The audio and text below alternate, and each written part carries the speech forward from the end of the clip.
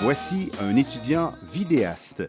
Un vidéaste, c'est un journaliste qui, en plus d'écrire son texte et de réaliser des entrevues, assure lui-même le tournage et le montage de son reportage. Des vidéastes, il en existe de plus en plus, surtout dans les régions où les stations de télé n'ont pas nécessairement les moyens d'embaucher toute une équipe. Radio-Canada compte déjà une vingtaine de vidéastes en Ontario et dans l'Est du Québec. TVA a récemment embauché des vidéastes sur la Côte-Nord et en Abitibi et s'apprête aussi à le faire dans d'autres régions. Et de plus en plus aussi, grâce aux nouvelles technologies numériques, ce sont les journalistes qui assurent eux-mêmes le montage de leurs images dans les stations de nouvelles continues comme LCN et RDI. Par exemple, au nouveau centre de l'information de Radio-Canada à Montréal, les cassettes sur ruban n'existent pratiquement plus. Elles ont été remplacées par les 0 et les 1 des ordinateurs. On travaille maintenant pratiquement plus avec des cassettes, sauf pour des raisons de sécurité ou pour le tournage. Mais quand les reporters reviennent, ils numérisent leur système pour pouvoir monter avec. Et nous, tous nos items qui rentrent de l'extérieur du pays, moi je m'occupe du bulletin international, donc tout ça, ça rentre sur des serveurs numériques. Les images de l'Irak? Les images des inspecteurs de l'Irak aujourd'hui. Si j'avais pu avoir ça, moi, ça aurait été formidable. En plus, plus à la dure. Le film d'abord, le gros ruban 2 pouces après. Mais effectivement, tu apprends rapidement que tu peux pas écrire, ou bien tu tournes tes images parce que tu veux dire quelque chose, ou bien tu les as tournées puis tu écris en fonction de ce que tu as tourné. C'est un ou l'autre. Si on a fait cette fusion, c'est pour avoir des économies d'échelle. On les voit nulle part. On augmente le personnel, on augmente les dépenses. C'est pas comme ça qu'on va arriver. Une bonne nouvelle pour les travailleurs. Au Canal Nouvelle LCN de TVA à Montréal, tous les rédacteurs, les journalistes, les chefs de pupitre et même les lecteurs sont appelés à faire du montage. C'est ce qu'on recherche d'abord. Ça fait partie du profil qu'on recherche dans les stations de nouvelles en continu, comme la nôtre, LCN. Alors, c'est vraiment d'avoir le journaliste le plus complet possible. Puis on n'est pas nombreux, hein, tu l'as vu là ici, on n'est pas nombreux, donc c'est pas vrai que ça nous prend un monteur, un journaliste, un rédacteur, un ci, un ça. On a besoin des personnes, des journalistes très complets dans leur métier. OK, Vincent, j'aurais besoin d'un top net sur l'Irak. Il faut que tu me sortes les événements de la journée parce que là, j'ai rien là-dessus. Il faut être au courant minimalement d'à peu près tous les sujets dont on peut être amené à traiter, qu'on peut être amené à traiter.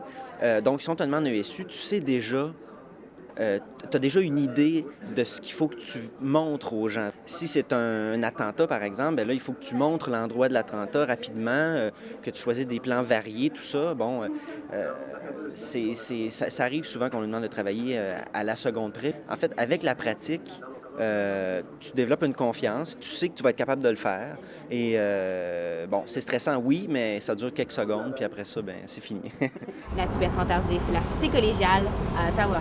Consciente de la nouvelle tendance, la Cité collégiale d'Ottawa offre depuis 2002 une formation de caméraman et de monteur à ses futurs journalistes.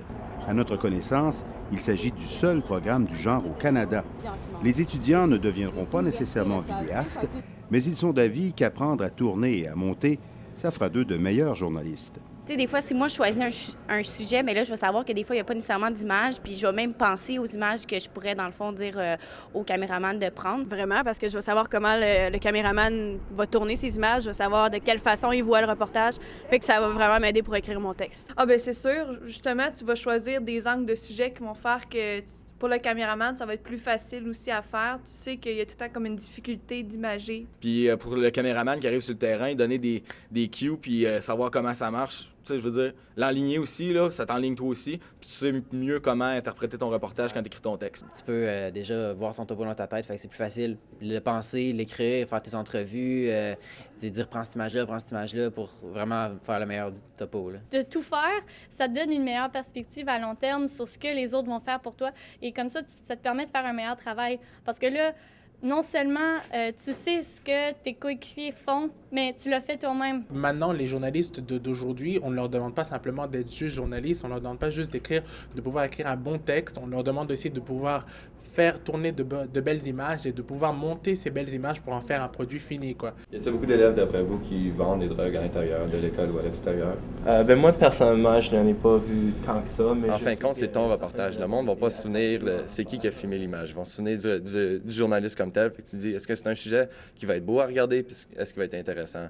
Fait qu'en ayant acquis les connaissances de vidéaste, ça te donne un peu cette pensée-là, cette mentalité. Est-ce que je peux bien imager ça? Avec les nouvelles technologies qui t'amènent à être polyvalent, on n'a pas le choix. Et puis, de toute façon, j'aime ça. Tu tournes tes images, tu sais quel reportage tu veux avoir. Oui, bonjour, j'aimerais savoir vos heures d'ouverture, s'il vous plaît. On voit vraiment comment ça va être dans la vie de tous les jours, sauf que là, on a plusieurs jours pour le faire, plusieurs semaines. Mais c'est vraiment intéressant là, de pouvoir savoir justement comment que ça va être. Puis c'est beaucoup de travail, là. Ce que je trouve plus difficile, c'est vraiment d'aller vers les gens puis de les déranger un peu comme dans qu'est-ce qu'ils font tous les jours, puis comme de les forcer à te donner des entrevues. Des fois, c'est des sujets un peu difficiles ou tu les mets sur le hotspot, comme ils me disent, là. C'est difficile un peu. T'as jamais vraiment été journaliste avant, fait que tu sais pas qui aller voir, pourquoi aller les voir, quoi leur poser comme question. C'est ça qui est plutôt dur, là. Les convaincre, oui, c'est dur, mais ce qui est encore plus dur, c'est de trouver qui à voir. Vu qu'on est des étudiants en journalisme, des fois, c'est vraiment comme on se fait tourner de bord, des fois. Ils ne prennent pas vraiment au sérieux.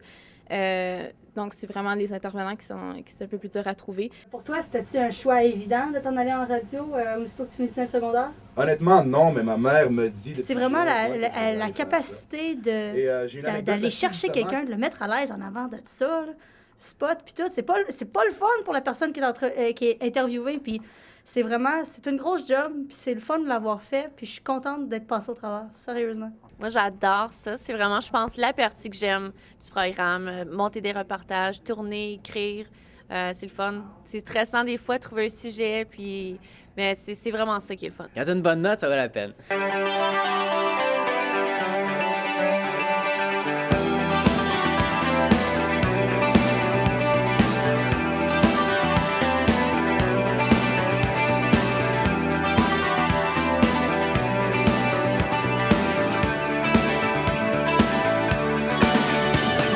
Ce qui est plus facile, je dirais que c'est au niveau du montage. Une fois que tout est tourné, ben là, tu peux juste te laisser aller, puis tu commences à vraiment créer. Et puis, ce que tu vois à mesure, ce que tu crées, ben on dirait que ça remonte la morale. C'est valorisant? C'est valorisant, tu as l'impression d'avancer. Ce que j'ai plus aimé, c'est rencontrer le monde, c'est socialiser, c'est appeler le monde, puis vraiment persévérer pour avoir des bonnes entrevues, parce que dans le fond, c'est ça qu'on va faire une fois qu'on va être sur le terrain. Le plus difficile, là, je te dirais, c'est d'écrire le texte.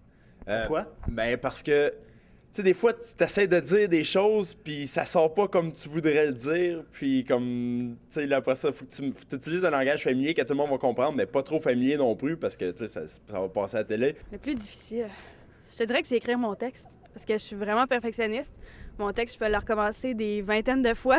Oui, c'est dur composer un texte, mais c'est la partie à laquelle on est le plus fier. C'est la partie qu'on veut apprendre, c'est celle-là où il y a toujours à améliorer. Et c'est sur cette partie-là qu'on se fait le plus évaluer aussi. Et quels conseils auraient-ils à donner à leurs successeurs, aux étudiants de première année qui vont commencer dès le mois de janvier à faire des reportages? Il ne faut jamais arrêter la caméra parce que souvent on arrive au montage, puis oups, et on n'a pas beaucoup d'images, on a des choses qui se ressemblent, qui ne sont pas intéressantes.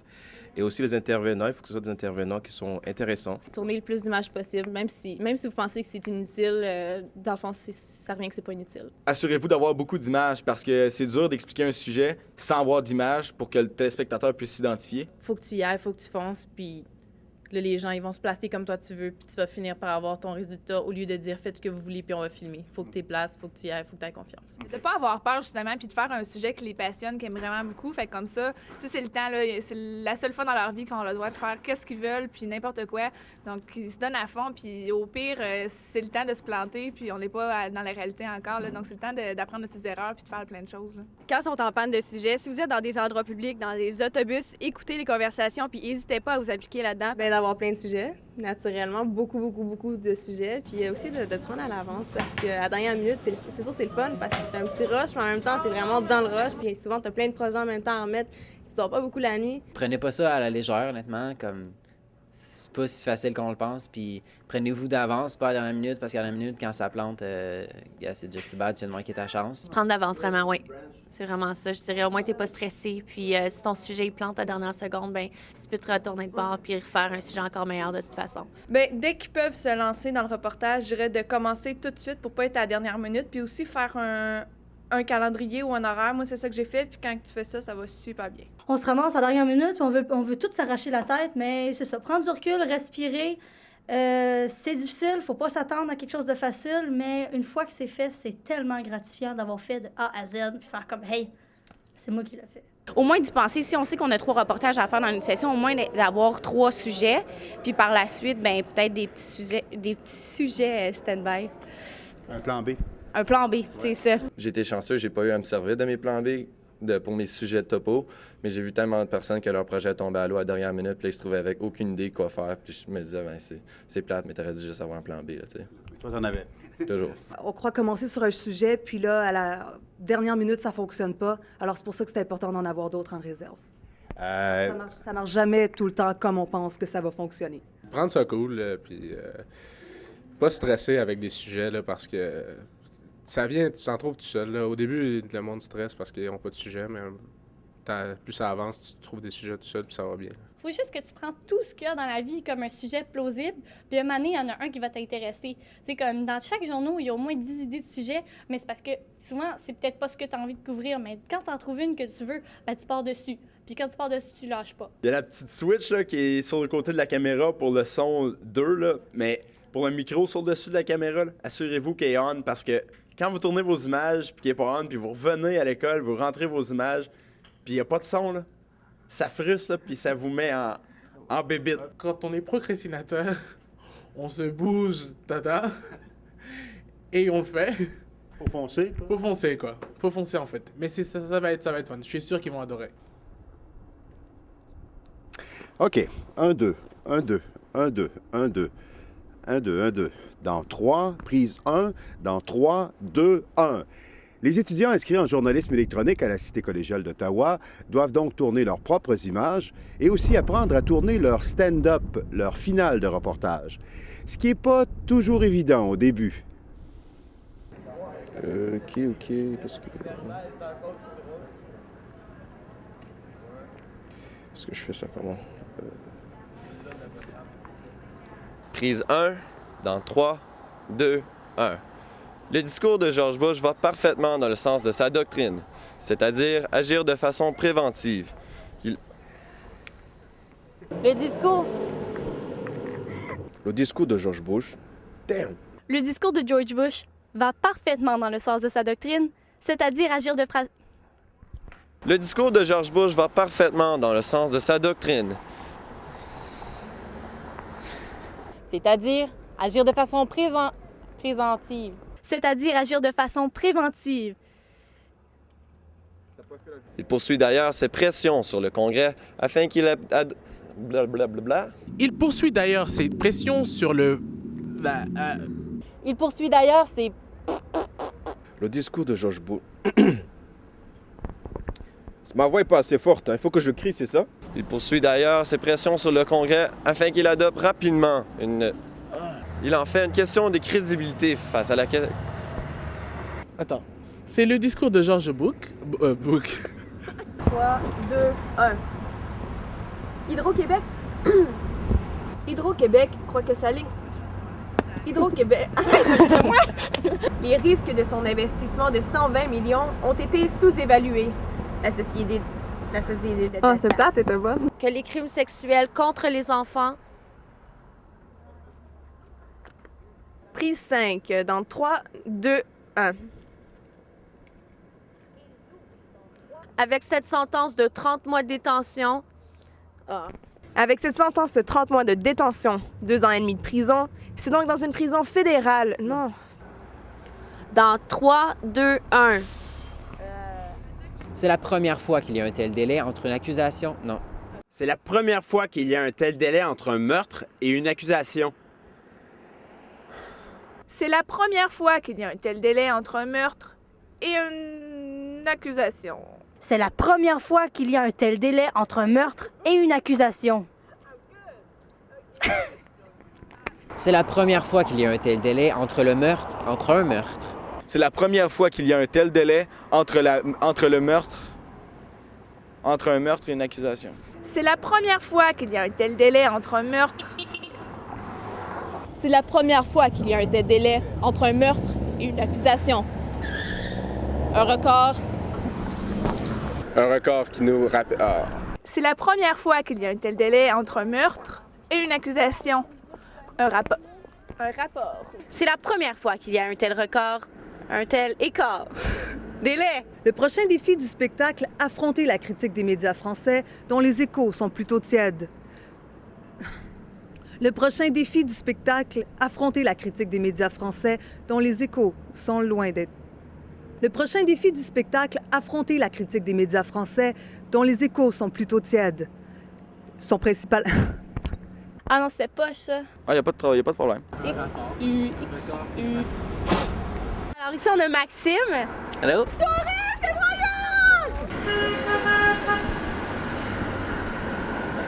Allô? Prise 12. Je pensais pas me rendre là, mais ça va. Hey, OK. Ça commence à être bon. Steve Paquette, TVA. Oh, ben, ah, non. Mot de label, chose, patente. Nicolas Brassard-Dion. Oh. Qui tous les deux ont attiré plus de 3...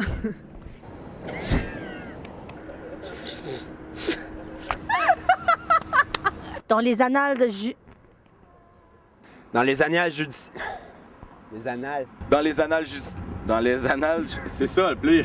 Je pense anal, là, ça vient te chercher, là. J'aime le mot anal.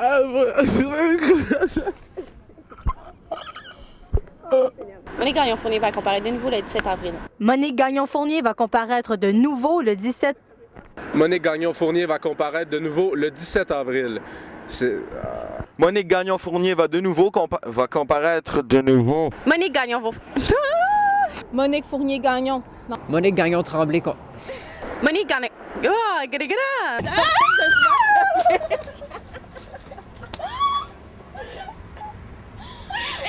Elle est en dessous, le gars, elle est juste là. Ça fait 1 heure que je suis au soleil, c'est bon, j'ai faim, j'ai soif. J'espère avoir quand même un maximum de points. C'est donc dans une prison fédérale que Roger... Fédéraire! Mais non, pas avec le texte! Ça va tout être dégueu. Attends. Mais non, mais gars, fais juste me placer puis te jeter éloigné, c'est pas grave, ça va en rester. Ah, tu l'as eu, Emma. C'est pas au plexus solaire, par exemple. Qu'est-ce que tu...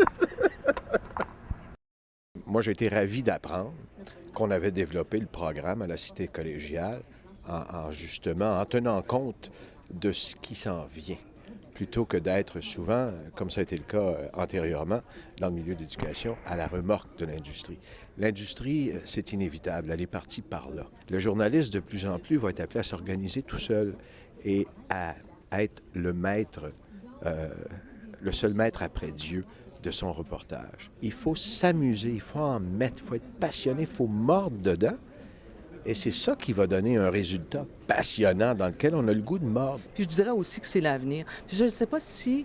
est-ce que vous enseignez comment tourner aussi des images? Oui. Ah ben ça, c'est encore mieux, je te dirais. C'est certain que c'est ça que je veux faire. Ça m'a donné la piqûre. Tu vois vraiment ce que tu as fait de A à Z, c'est le tien. Tu sais, s'il y a de quoi de pas correct, tu peux pas chialer, c'est toi qui as fait de A à Z. C'est le fun quand tu vois ton reportage prendre vie. Puis aussi, quand tu montes à tes amis, ils sont vraiment impressionnés du boulot que tu as fait. C'est vraiment gratifiant de voir leur réaction à eux, plus que juste voir le topo même. Ça nous apprend beaucoup sur nous-mêmes. C'est que on se dit, oh, je suis timide ou alors je suis plutôt réservé, donc je vais pas pouvoir approcher les gens. Mais en fait, on se rend compte qu'il faut juste parler aux gens poliment, puis après, on a un contact et c'est formidable. C'est bon parce que tu montres au monde vraiment ce que toi, tu vois, puis de la façon que tu veux que le monde le voit. Donc, c'est quand même quelque chose de magique, là. Et puis surtout, il faut persister puis pas se décourager parce que c'est pas facile. C'est pas tout le monde aujourd'hui qui a la chance que moi j'ai eu, par exemple, quand j'ai commencé dans le métier dans lequel j'ai été très gâté et dans lequel je continue d'être extrêmement gâté, mais dans lequel j'ai bien du plaisir. Bonne chance puis lâchez pas. Et qu'il se retrouve vidéaste, journaliste, chef de pupitre ou lecteur à la télévision, souvenez-vous bien de ces visages. Ce sont eux qui seront témoins de l'histoire et qui, par leur reportage, nous la raconteront. Ici Daniel Tremblay pour la Cité collégiale à Ottawa.